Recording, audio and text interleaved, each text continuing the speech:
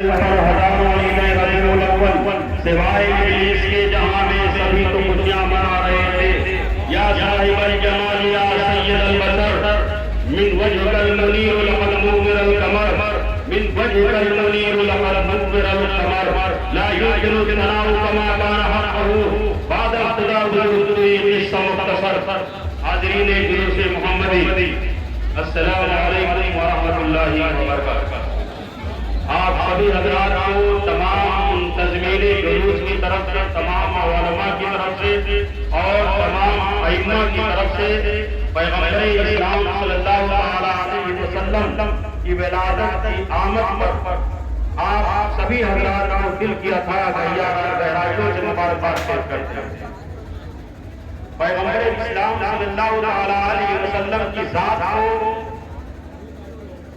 انسانی سماج کے اندر اللہ تبارک و تعالی نے بھیجا تو ارشاد فرمایا لقد من اللہ علی المؤمنین اذ بعث فیہم رسولا. اللہ تبارک و تعالی نے مومنین پر احسان جتلایا کہ ان میں سے عظمت والا رسول بھیجا، یعنی بنی نوع انسانی کی جماعت ہی سے ایک عظمت والا رسول بھیجا، کسی اور جماعت سے، فرشتوں کی جماعت سے نہیں عظمت والا رسول بھیجا، بلکہ انسانوں کی جماعت ہی سے ایک عظمت والا رسول بھیجا. اب عظمت والے رسول کی ذمہ داری کیا تھی؟ عظمت والے رسول آپ کے سامنے قرآن آیات کی تلاوت کرتے ہیں. پیغمبر اسلام صلی اللہ علیہ وسلم کی ذمہ داری یہ ہے کہ آپ کا تزکیہ نفس کے اندر جو برائیاں جنم لیتی ہے انسانی سماج کے دلوں کے اندر، جو برائیاں راسخ ہوئی ہم یہ برائیوں کا خاتمہ کرتے ہیں. پیغمبر اسلام صلی اللہ علیہ وسلم علم و حکمت کی باتیں بتائیں. مومن کی شان یہ ہے الحکمت تعلق المومن، حکمت مومن کی دوسرا چیز ہے جہاں کہیں اسے پائے وہ اس کا زیادہ ہے. آج عزیزان ملت اسلامیہ دارالعلوم اہل سنت فضل رحمانیہ کے صحن میں یہ غیر منظم طریقے سے آپ پروگرام کر رہے ہو، جس کا نتیجہ ہے کہ آپ کے پروگرام میں بھی متحد ہو تو بدل ڈالو زمانے کا نظام، اور منتشر ہو تو مرو شور مچاتے ہو. عزیزان ملت اسلامیہ آپ نے اعلان تو کر دیا، آپ نے اقرار تو کر لیا، انجمن میں جو ہے تنظیم انجمن میں صدور نے اور سارے لوگوں نے یہ اعلان کر دیا کہ ہم لوگ اس طریقے سے اس پیٹرن کے محفل عید میلاد النبی منائیں گے، جلوس عید میلاد النبی اس طریقے سے کریں گے. لیکن آپ اس کے قائل نہیں ہیں، آپ اس پر نہیں چل رہے ہو. یقین جانو پیغمبر اسلام صلی اللہ علیہ وسلم اس دنیا میں اس لیے نہیں تشریف لائے کہ ان کی امت دوسروں کو تکلیف پہنچائے، ان کی امت دوسروں کو ایذا دے. پیغمبر اسلام صلی اللہ علیہ وسلم تکلیفوں کو مٹانے کے لیے آئے تھے. پیغمبر اسلام صلی اللہ علیہ وسلم جماعت انسانی کے اندر سے برائیوں کے خاتمے کے لیے آئے تھے. پیغمبر اسلام صلی اللہ علیہ وسلم اس دھرتی پر تشریف لائے تو 15 سال کی قلیل مدت میں ایک ایسا انقلاب برپا کیا کہ آج پوری دنیا میں اس انقلاب کا اثر دیکھا جا رہا ہے. آج ہمارے اور آپ کے اعمال کی بنیاد پر نہیں، آج ہمارے کردار کی بنیاد پر نہیں لوگ اسلام لا رہے ہیں. اگر اسلام سے لوگ متاثر ہو رہے ہیں، اگر دامن اسلام سے لوگ وابستہ ہو رہے ہیں تو اس کا واحد سبب یہ ہے، اس کا واحد ریزن یہ ہے کہ پیغمبر اسلام صلی اللہ علیہ وسلم جو تعلیمات لے کر کے آئے ہیں وہ تعلیمات اللہ تعالیٰ کی طرف سے بھیجی ہوئی تعلیمات ہیں. ان تعلیمات میں کسی طرح سے کوئی نقص نہیں ہے، کوئی کمی نہیں ہے عزیزان ملت اسلامیہ. اسی لیے یہ تعلیم اسلام آج پوری دنیا میں تیزی کے ساتھ بڑھ رہا ہے. اگر لوگ ہمارے اعمال کو دیکھیں، لوگ ہمارے کردار کو دیکھیں تو مذہبی اسلام میں داخل نہیں ہوگے. یہ ہمارا وتیرہ نہیں ہونا چاہیے. ہمیں آئندہ یہ کرنا چاہیے. علماء کے سامنے آپ لوگوں نے وعدہ کیا ہے، اس لیے آپ لوگوں کو آئندہ یہ کرنا ہوگا کہ اس طرح سے حضرت رسول سے ہم اپنی مجلسوں کو اور جلوس محمدی کو پاس اور صاف کریں گے. انتہائی سنجیدگی اور متانت کے ساتھ بغیر میوزک کے بغیر ڈیجے کا مسئلہ عید میلاد النبی اور جلوس محمدی کو آگے بڑھے گا انشاءاللہ. یہی عہد کر لیجیے. آپ کی مجلس آپ یہ دیکھیے یہ ساری عہد کس لیے آئی ہے. ہم یہ مسئلہ عید میلاد النبی کس لیے کرتے ہیں، ہم جلوس عید میلاد النبی کس لیے کرتے ہیں. ہم اس لیے کرتے ہیں تاکہ پیغمبر اسلام صلی اللہ تعالیٰ علیہ وسلم کی ولادت کے موقع پر جب خوشی کا اظہار کرے گی امت محمدیہ تو اس کو اس کا ثواب ملے گا۔ پیغمبر اسلام صلی اللہ تعالیٰ علیہ وسلم یہ رحمت و برکت ہے۔ انما انا رحمت مہدا پیغمبر اسلام صلی اللہ علیہ وسلم کا فرمانے عالی شان ہے۔ پیغمبر اسلام کے بارے میں اللہ تعالیٰ نے ارشاد فرمایا وما ارسلناک الا رحمۃ للعالمین، اے محبوب ہم نے آپ کو سارے جہان کے لیے رحمت بنا کر بھیجا۔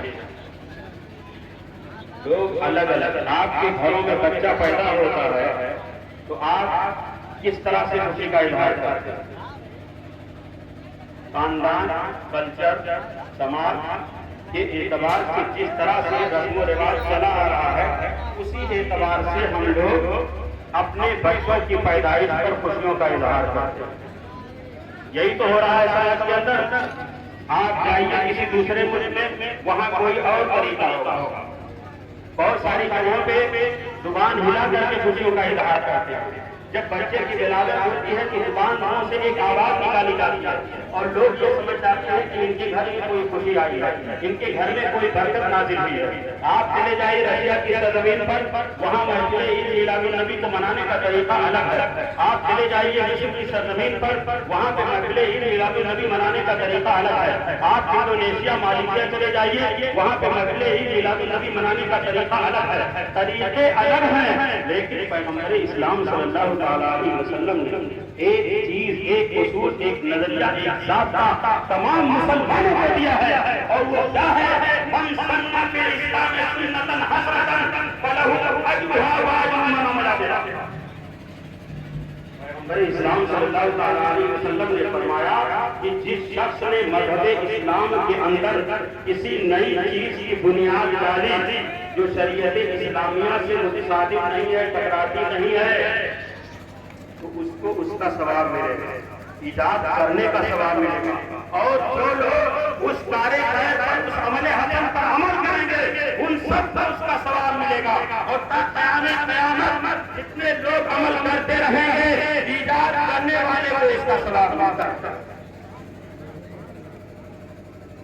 اور اگر ہمارے اندر کوئی ایسی کمی آ گئی تو ہم کو اس چیز کو دور کرنے کے لیے آگے حدیث مبارکہ میں ارشاد ہے من سن فی الاسلام سنۃ سیئۃ فعلیہ وزرھا ووزر من عمل بها۔